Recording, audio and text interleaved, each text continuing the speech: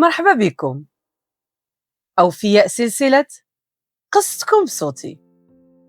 هنا كنسمعوا الحكايات اللي ولات من صميم الواقع، قصص ديال أناس حقيقيين ما كانوش كيتسناو الأضواء، ولكن الأضواء اللي مشات عندهم.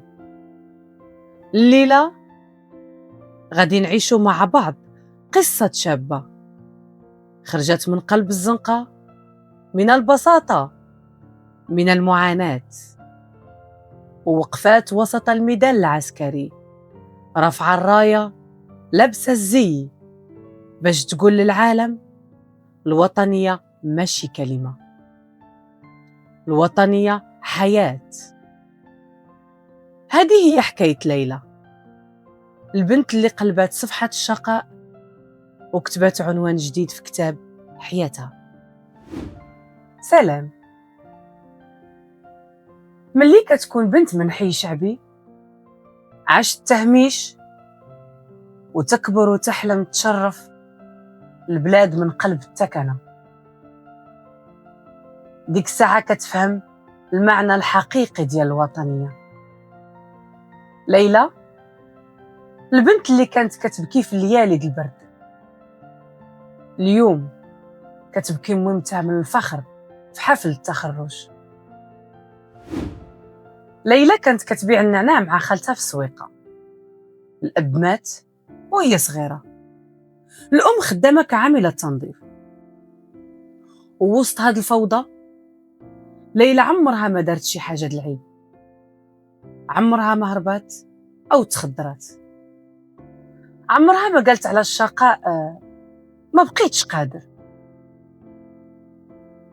ليلى كانت كتحلم باش تشرف أسرتها، ومنين وصل نداء الوطن كانت من السباقات اللي تسجلوا في التجنيد. تكنة القشلة ماشي سهلة، خصوصا الأيام الأولى، البعد على الدار، قلة النوم والتركيز في الدروس، تعب. اليوم ولا الذكريات.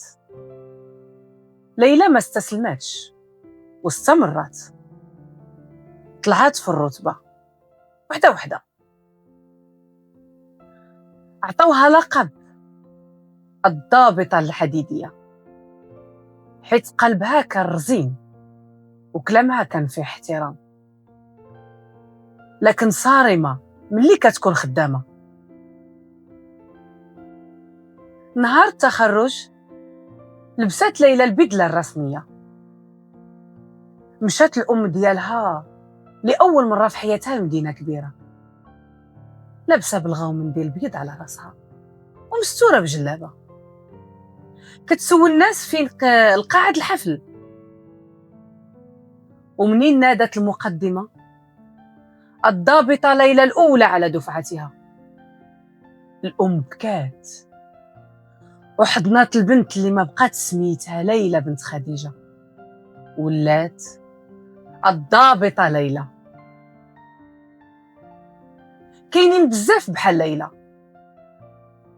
ولكن ما كاينينش بزاف عندهم نفس الإصرار. صوتها كيقول المرأة ماشي مكانها في المطبخ فقط ولا في المكتب،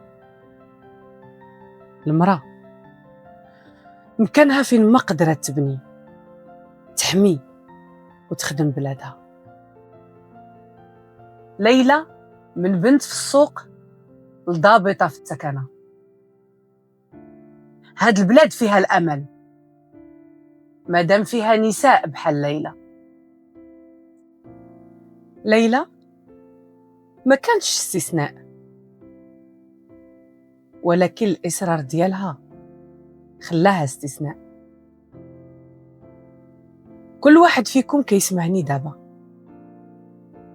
مهما كان الطريق صعيب ومهما بدا الهدف بعيد، الإرادة كتختصر المسافات والحلم كيبدل القدر.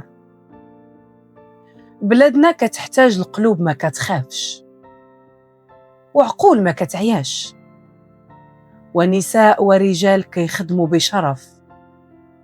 أنا سلطانة، كنوعدكم نبقى نوصل لكم أصواتكم باش قصصكم تلهم غيركم، وتبقى شاهدة أن الأمل باقي. تبقوا بخير. سلام.